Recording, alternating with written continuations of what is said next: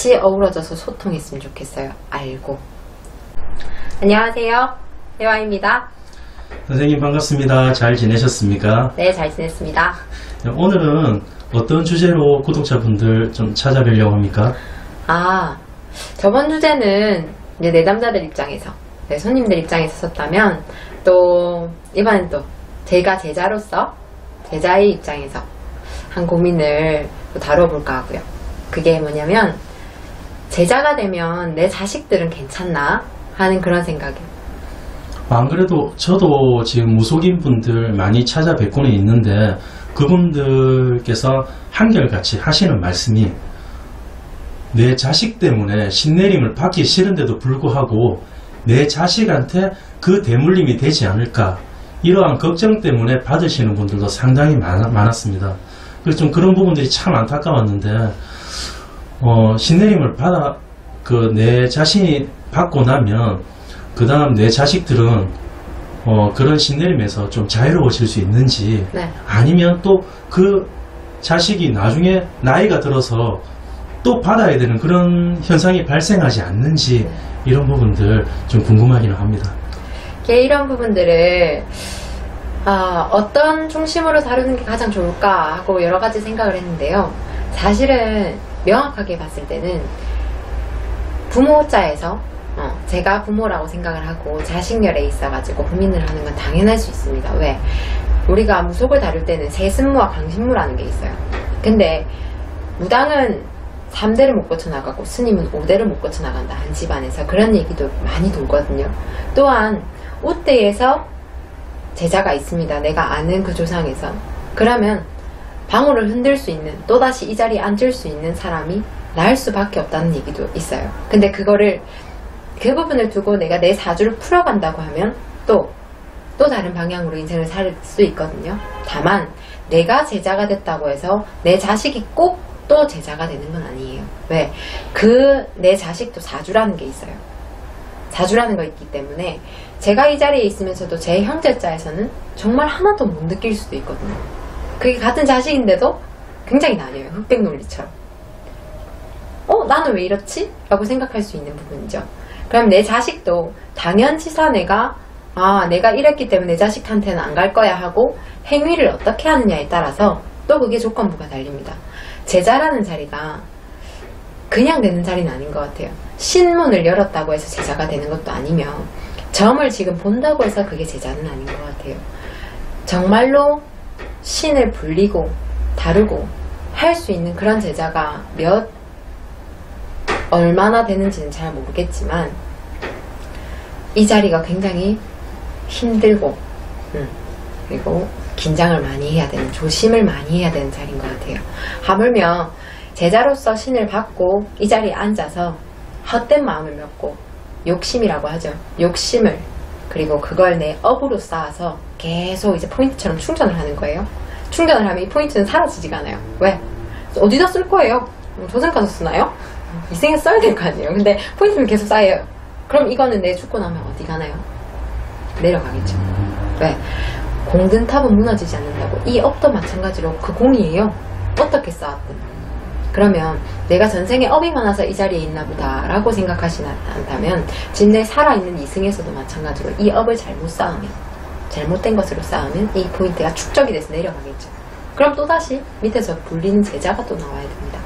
그래서 그 업이라는 걸 하나하나 없애주기 위해서, 그렇죠. 나아가는 그냥 수행 과정 중에 하나가, 그렇죠. 무속인이라고 보면 되겠네요. 맞습니다. 그러니까 또다시 전생에 업을 쌓아서 내가 이 자리에 있다고는 하나, 이 자리에서 다시 이걸 업시킬 이유는 없잖아요. 이거를 계속적으로 풀어나가줘야 되고, 내 업을 쌓는 게 아니라 이제는 조금 내담자를 통해서 이 한 인생의 조언이 되면서 힘을 들이면서 그 와중에 내 업도 조금 풀어가면서 그렇게 가야 되는 자리가 이 자리인데, 도리어 그거를 플러스 알파를 시켜서 내려가다 보니까 이렇게 또다시 제자가 나고, 요즘은 새싹에도 신이 난다 합니다. 네, 정말 못 느끼는 사람이 없대요. 그 정도로 한촉한 사람들이 정말 많아요. 그럼 그 사람들 다 신 받아야 되나요? 아니거든요. 그래서 그 갈래도 잘 잡아야 된다고 저는 생각합니다. 그러니까 촉이 조금 있다고 조금 다른 사람보다 뭔가 잘 느낀다고 그게 다 무작정 다 신이라고는 할 수는 없겠네요. 그럼. 네.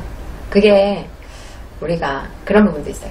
사람들이 잘 모르는 게 있는데 저희 제자들도 굿을 잘못하거나 이렇게 하면 조상인데도 신이 아닌데 조상과 신은 일단은 별개입니다. 왜?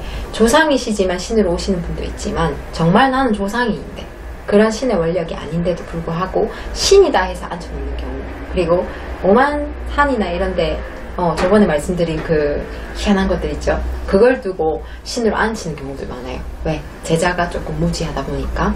그러면 그 부분에 있어서는 처음에 잘 못 볼까요? 잘 봅니다. 네. 왜? 귀신이 더 잘 알아요. 내 조상이 이 내 자식에 대해서 더 잘 아는 것만큼. 우리가 혼점이라고 하면 제가 가르침을 받기로는 혼점은 이 가정의 조상이 말해주는 거를 우리 신명이 아니라 신령님이 아니라 이 조상에서 말을 해주는 걸 전달을 하는 역할이에요. 저희는 그걸 우리가 혼점이라고 하거든요. 그럴 때 내 새끼 걸 내가 더 잘 알죠. 내 부모로서. 그렇게 봤을 때는 신이 아닌 내 조상을 앉혀놨을 때도 점을 볼 수 있거든요. 다만 이 제자도 오래 가지 못합니다. 찐이 아니라서. 요즘 말하는 그 찐이 뭐냐를 찾아가지고 많이 돌고 돌죠. 참 안타깝네요. 전부 보면 요즘 무속인들이 우리나라에 진짜 급격하게 많이 늘어난 걸 좀 많이 보고 있거든요. 거기다 좀 젊으신 분들이 좀 20대, 30대 이런 분들이 지금 굉장히 좀 많은 거를 저도 많이 봤습니다. 좀 윗지방 같은 경우에는 서울 경기 쪽은 20대 분들이 상당히 많더라고요. 저 사람들이 전부 다 진짜 과연 신내림을 받아야 되는 사람인가라는 의구심을 저희도 가지고 있기는 했습니다. 매체 속이나 SNS 요새는 많이 하시죠. 거기 보시면 무속인 쳤을 때, 점집 쳤을 때 정말 그 검색창에 많이 나옵니다. 그런데 저도 가끔 의문이 들 때가 있어요. 왜냐하면 구땅에서 일을 하고 있는 와중에 대나무가 걸려있고 저 집에 신고 타나보다. 양쪽에서 그렇게 할 때가 있거든요. 그러면 저 사람 진짜 제자인가? 저는 겁이 나요. 왜? 제가 그 과정을 겪어오고 있고 또한 이 제자라는 자리가 한 번 열 때는 그렇게 매몰차게 확 누군가 그렇게 했다 하더라도 받을 때도 쉽지 않거든요. 그 과정들이 정말 어마무시하기 때문에 도리어 손을 안 대야 되는 제자가 있다면 그 제자가 아니라면 손을 안 대줬으면 좋겠는데 하는 우려가 많아요. 그리고 또한 제자분들이 참 많은데 그 와중에서도 배워서 책으로 배워서 들어오시는 분들도 있고 또한 영으로 들어오시는 분들도 있고 그래서 철학과 신점이란 부분들이 나뉘기도 하고요. 또한 그 와중에 이제 계속 이어지는 게 타로도 많죠. 사람들이. 요즘 또 타로도 많이 생기지 않습니까? 네. 그래서 영타로, 신점 타로, 그 다음에 영철학, 철학을 하시면서 타로도 업그레이드가 됐네요. 네, 타로도 그냥 아닙니다. 저는 어디 한번 갔었는데요. 타로 정말 잘 보시는 거예요. 와, 제가 거기 가서 10,000원 냈거든요. 근데 우와 진짜 잘한다 그 생각했어요. 그래서 저는 거기 해마다 갔어요. 저도 솔직하게 사람인데 저도 궁금한 게 있을 거 아닙니까? 네네. 네, 근데 그 타로 정말 잘 보시더라고요. 그래서 저는 갈 때마다 과자 사갑니다. 너무 좋아서. 네, 저는 막 소문내주거든요. 저 가라고. 그래서 저는 거기 갈 때가 많은데 이제 여기 제자분들이 너무 많이 나오는 이 상황에서 제가 우려스러운 말씀을 드려보고자 간단히 그냥 너무 무겁게 다루지도 않고요. 왜? 다 모르겠지만 그 제자가 진짜 제자인지 아닌지에 대해서는 스스로 판단이 분명히 그 순간에 되실 수도 있어요. 왜? 신굿을 했어요. 했는데 제자가 손님을 못 봐요. 아예 안 보여요. 그리고 밤에 잠을 못 자요. 몸이 아파요. 그런 부분이 있다면 조금 의심을 해볼 수도 있어요. 왜냐하면 제자가 될 적에는 배워서, 영이 배워가지고 나오는 건 아니거든요. 어째 보면 어떻게 영으로서 그려내고, 그 영도 사람들이 제일 궁금하시는 부분 있죠. 어떻게 누가 말해줘요? 누가 보여줘요? 이런 거. 근데 사실 이것도 스토리텔링이거든요. 한 카트를 탁 보여주셨는데, 아, 이거 그 말씀이구나 하고 줄줄줄 이제 스토리텔링을 하는 거예요. 근데 이게 안 되고. 그렇다면 얘기가 조금 다른 데로 좀 새기는 했지만, 예를 들어서 아까 선생님 말씀대로 그 업을 없애고 그렇게 나아가야 한다 하셨는데, 그 제가 무속인이 되었을 때 그 업을 없애지 못한다면, 계속 수행을 하고 업을 없애지 못한다면, 그 다음 그 직계나 그런 가족들한테도 그게 또 넘어갈 수 있는 그런 또. 그렇죠. 그런 풍파는 신의 어떤 칠성의 풍파는 내려갈 수밖에 없고, 그게 당대에서 미치지 못하다 하더라도 후대까지도 계속 영향을 주는 것이 이 신의 줄기이기 때문에 그건 무시를 할 수가 없어요. 그래서 얼마나 그러면 수행을 많이 하고 기도를 많이 하고 정진을 하느냐에 따라 가지고 내 자식이 받든지 내가 무속인이라도 뭐 받을 수밖에 없는 것인지 그게 또 나뉘어지겠네요. 그렇죠. 그래서 꼭 너희 부모가, 내가 자식을 둔 부모로서 내가 무당인데 이 제자로서 갈 적에 내 아이한테도 분명히 갈 거야 라고 다른 상분들은 많이 생각을 합니다. 저러다가 자식한테도 또 가겠지. 근데 그거는 이 자리에서 뭐 어떻게 하느냐에 따라서 달린 것 같아요. 그럼 여기서 저도 의문사항이 드는 게, 저도 끝까지 안 살아봐서 모르겠는데 죽는 그날까지 살아봐야 저도 알겠죠. 근데 큰 만신이 되어야 잘 불리는 것일까? 많은 손님들을 보고 내가 큰 만신으로서 불리는 게 과연 그게 잘 불리는 건가? 옳게 가는 건가? 그럼 내 자식한테 안 가는가? 또 한 가지는 내가 소술대를 잡고 있지만 금전 욕심을 안 부리고 내가 이 단골레처럼 이 도당에서 내가 한 자리를 지키면서 가주면 그것 또한 잘 불리는 게 아닐까? 그 생각을 많이 합니다. 왜냐면 요즘 사람들은 만신이라는 글자를 정말 잘 아세요. 네.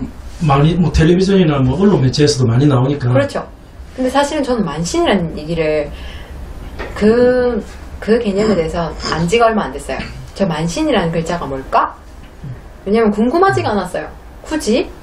그 만신을 불린다, 천신을 불린다 그런 말들은 많이 하니까. 그런데 정말로 만신을 불린다는 그 얘기가 무서운 말이에요. 보통 죄송합니다. 보통 그런 분들한테 가면 뭔가 점사를 더 잘 보고 뭔가 굿이라는 일을 더 진행을 더 잘해줄 것 같다라는 막연한 기대감 때문에 그냥 붙은 타이틀 같은 겁니까, 그러면 그게? 그죠. 꼭 챔피언 벨트처럼요. 그러니까 그게 분명히 그런 의도가 아닐 텐데 그 만신이란 글자가 굉장히 한문으로 써질 때에도 만 가지 원력을 가진 신을, 만 가지의 신을 불릴 수 있는 제자다. 그 원력을 다 흡수하고 있다는 가정하에 만신이거든요. 그럼 지난번 말씀하셨던 것처럼 그렇다면 우리 그 일반인들이 점사를 보러 오거나 했을 때 저희도 어느 정도 좀 그런 무지함에서 벗어나서 좀 그러한 생각을 좀 가지고 좀 접근하면 조금 더 편하게 또 접근이 되지 않을까 맞습니다. 하는 거하고 같은 맥락이겠네요. 네. 그래서 제가 아는 선에서 이렇게 저렇게 소통을 하고자 하는 이유가 물론 카메라 앵글이지만 이렇게 소통하고자 하는 그 의도는 다른 게 없어요. 왜? 이 문 밖을 나서면 결국엔 저도 인간이고 사람이고 한데 경계를 딱 두고 있기 때문에 그 경계를 허물려고 하면 저도 알려드릴 이유가 있고 무지하면 저도 당한다는 걸 알고 당한다는 얘기를 자꾸 듣다 보면 이 자리가 무색해져요. 그럼 도리어 저도 죄송하거든요. 그리고 또한 저도 그 한 가정에서 사기꾼이 될 수도 있잖아요. 그렇기 때문에 서로 경계하는 입장이 아니라 알고 다가오자. 그런 취지에서 이 앵글에 담았습니다. 오늘도 말씀 감사합니다. 잘 들었습니다, 선생님. 네. 요즘 벚꽃도 만개를 하고 있는데 그 벚꽃 많이 즐기시고 코로나 여파지만 오늘 하루가 제일 소중합니다. 오늘도 많이 웃는 하루 되세요. 대화였습니다.